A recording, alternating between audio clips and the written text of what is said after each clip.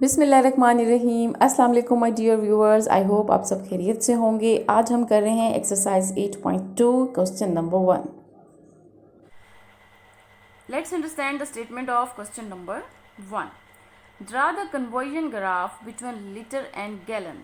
Litres हैं आपके पास और गैलन्स हैं। Using the relation 9 litre is equal to 2 gallon. जी बेटा, ये आपके पास एक इक्वेशन की फॉर्म में गिवन है, ये रिलेशन आपके पास गिवन है और ये अप्रॉक्सीमेटली है, ठीक है। देन वो क्या कह रहे हैं, and taking litre along x horizontal axis. Horizontal axis mean x axis. में साथ साथ आपको एक रफ ग्राफ दिखा रही हूँ जो कि बेसिकली इसी का अपना ही है। ये देखिए, ये क्या कहलाता है, आपका एक्स एक्सिस कहलाता है। उसके साथ आपने क्या ले लेने हैं, लीटर्स ले लेने हैं। फर्दर वो क्या कह रहे हैं आपको, and gallons along vertical axis. Vertical axis क्या होता है आपका, वाई एक्सिस होता है। तो ये देखें, ये आपका क्या होगा, वर्टिकल एक्सिस है जिसको हम वाई एक्सिस कहते हैं। इसके अलोंग मैंने गैलन्स ले लेना। किस तरीके से लेना है, पहले स्टेटमेंट को समझते हैं फिर ग्राफ को समझेंगे हम। फ्रॉम द ग्राफ रीड, ये फर्दर 2 पॉइंट्स है। पहले तो हम ग्राफ बना लेते हैं। हमारे पास ये रिलेशन गिवन है कि 9 लीटर इक्वल है 2 गैलन।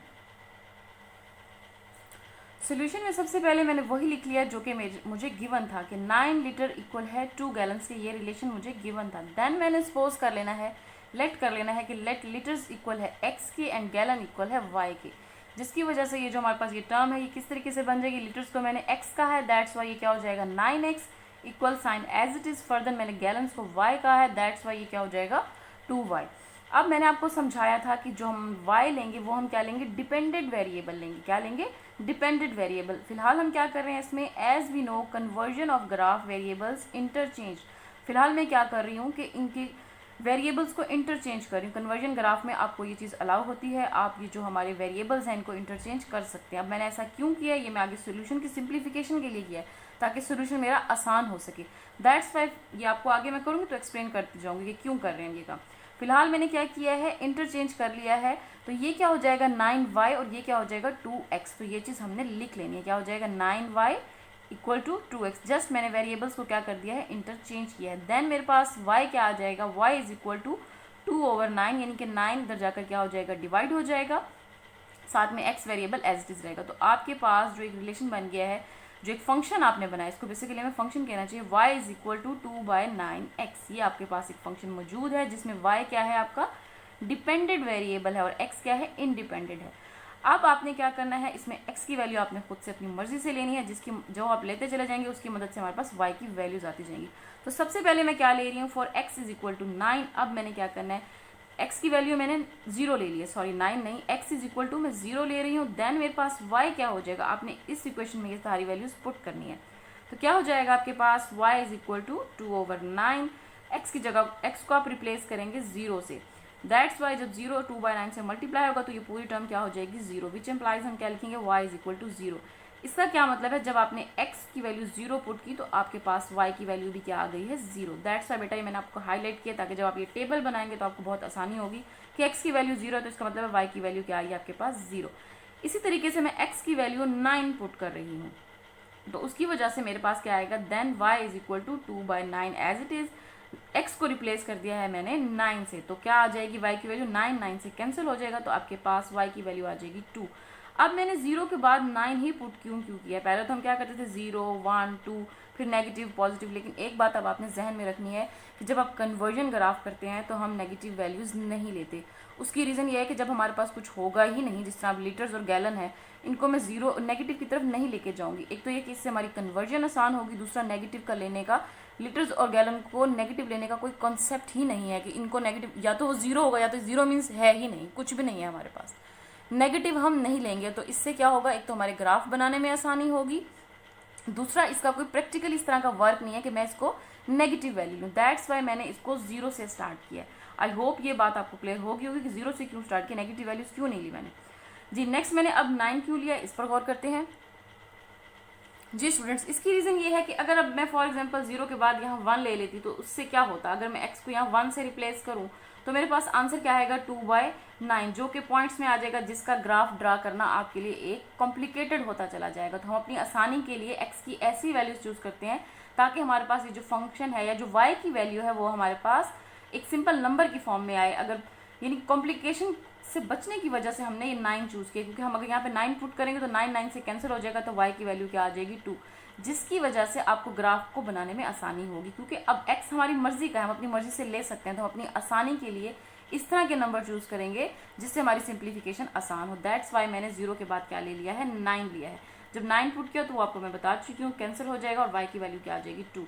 देन मैंने क्या पुट किया है यहाँ पर 18 for x is equal to 18। अब आपको पता है कि 18 भी क्या होगा, कैंसिल हो जाएगा 9। अब x को रिप्लेस करते थे हम 18 से, यहाँ पर देखें मैंने रिप्लेस कर दिया है, तो क्या हो जाएगा 9 2s are 18 and 2 2s are 4। तो y की वैल्यू क्या आ गई आपके पास 4। जब x की वैल्यू 18 है तो y की वैल्यू क्या आ गई है 4। इसी तरीके से अगर x की वैल्यू 27 पुट करेंगे तो क्या आ जाएगा आपके पास, 9 3s are, ये कैंसिल आउट हो जाएगा, देन आपके पास 2 3s are 6, तो y की वैल्यू क्या आ जाएगी 6। आई होप कि आपको ये क्लियर हो गया होगा। यानी x की वैल्यूज़ हमें इस तरीके से चूज़ करनी है कि हमारी ये जो y की वैल्यूज़ है वो ईजिली आ जाएँ फ्रैक्शन की फॉर्म में। कोशिश करते हैं कि अवॉइड करें, लेकिन समटाइम्स ऐसा होगा कि हमें फ्रैक्शन की फॉर्म में भी लेनी पड़ जाती हैं। आहिस्ता आहिस्ता हम कॉम्प्लिकेशन की तरफ जाएंगे, लेकिन फिलहाल हम आसानी से कर सकते हैं आसान वैल्यूज़ की मदद से। दैट्स वाई हमने इस तरह की वैल्यूज़ ली हैं कि हमारा इजीली ये कन्वर्ट हो जाए और हम एक्स वाई की वैल्यू सिंपलेस्ट चूज़ कर लें। जी, इनकी मदद से अब हमने ये टेबल बना लिया, जैसे कि यहाँ पे आपको नज़र आ रहा होगा। अब आपने क्या किया है, यहाँ टेबल में आप पहले भी पढ़ चुके हैं, एक्स वाई ले लेते हैं, देन आप ऑर्डर पेयर की फॉर्म में ले लेंगे एक्स एंड वाई। अब अगर x की वैल्यू 0 थी, यहाँ से देखें 0 पे y की वैल्यू 0, देखें x की वैल्यू 0 तो y की वैल्यू 0, और ऑर्डर पेयर में भी हमेशा पहले क्या होता है x, देन सेकंड कोऑर्डिनेट क्या होता है आपका y। तो ये क्या हो जाएंगे, x y दोनों 0 हैं, तो ये क्या हो जाएगा 0 0। Just like that he 9, x की वैल्यू 9 है और y की वैल्यू क्या है 2, तो x की वैल्यू यहाँ पर मैंने 9 ली है और y की वैल्यू क्या ली है 2, ये ऑर्डर पेयर की फॉर्म में लिखी है। इसी तरीके से अगर x की वैल्यू 18 है तो y की वैल्यू क्या है 4, तो हमने ये लिख ली। इसी तरीके से नेक्स्ट भी हम लिख लेंगे, और आपको पता है ये आगे हम जितना भी सॉल्व करते चले जाएंगे तो ये ग्राफ बनता चला जाएगा। लेकिन हमने मिनिमम 3 वैल्यूज़ लेनी होती है, लेकिन फिर भी हमने यहाँ पे 4 ली हुई है, दैट्स वाई आगे ये 3 डॉट्स लगे हुए हैं। आई होप ये आपको क्लियर हो गया होगा। अब हम चलते हैं इसके ग्राफ की तरफ। जी स्टूडेंट्स, अब हमारे पास एक्स और वाई की वैल्यूज़ आ चुकी हैं। अब हम ग्राफ ड्रा करेंगे। किस तरीके से करेंगे, आपने क्या करना है, अलॉन्ग एक्स एक्सिस आपने लीटर्स ले लिए हैं एंड अलॉन्ग वाई एक्सिस आपने क्या ले लिया, गैलन ले लिए हैं। तो किस तरीके से करना है, फर्दर आपके पास एक्स की वैल्यू देखें क्या है पहले 0, तो वाई की वैल्यू भी क्या है 0, तो वो आपके पास कौन सा पॉइंट बनेगा, ओरिजिन बनेगा। जैसे कि आपको सबको पता है ओरिजिन पे क्या होती है, दोनों वैल्यूज 0 0 होती है। फर्दर क्या है, अब आपके पास एक्स की वैल्यू 9 है और वाई की वैल्यू क्या है 2। देन क्या हो जाएगा, देखें एक्स की वैल्यू क्या है 9 और वाई की वैल्यू क्या बनेगी 2। अब मैं ये हटा रही हूँ, बेसिक पर्पज इसको रखने का ये था कि सबसे पहले आपने क्या ड्रा करना होता है, वाई एक्सिस और एक्स एक्सिस ड्रा करना है। देन ये पॉइंट्स जो आपके यहाँ पर गिवन है ये आपने ले लेने हैं, लेकिन ये आपने किस तरीके से ये पॉइंट्स लेने हैं, इसके स्केल के बारे में पहले जानते हैं, देन मैं पॉइंट्स किस तरीके से ज्वाइन करेंगे वो आपको बताऊंगी। तो सबसे पहला स्टेप क्या है, Y axis and along axis आपने ये पॉइंट्स ले लेने हैं जी। और स्केल क्या लिखेंगे, स्केल की तरफ गौर करें। इसमें जो आपका स्केल होगा आपने इसको किस तरीके से सेट करना है कि ये जो आपका वन बिग बॉक्स होगा, जैसे कि आपको ये बॉक्स नजर आ रहा है, ये वन बिग बॉक्स जो डार्क एरिया होता है आपको पता ही है, सब पहले भी कर चुके हैं सिंपल ग्राफ में। ये जो आपको डार्क एक बॉक्स नजर आ रहा है, ये वन बिग बॉक्स आपका किसके इक्वल होगा, 9 यूनिट्स के इक्वल होगा। ये चीज किसके इक्वल होगी, 9 यूनिट्स की होगी। और ये किस पे है, ऑन एक्स एक्सिस, जैसे कि यहाँ पे ये आपको दिखाया गया कि ये क्या है, ऑन एक्स एक्सिस है। जबकि अलॉन्ग वाई एक्सिस आप क्या लेंगे, सॉरी ऑन वाई एक्सिस आप क्या लेंगे कि वन बिग बॉक्स इक्वल हो जाएगा 2 यूनिट्स के।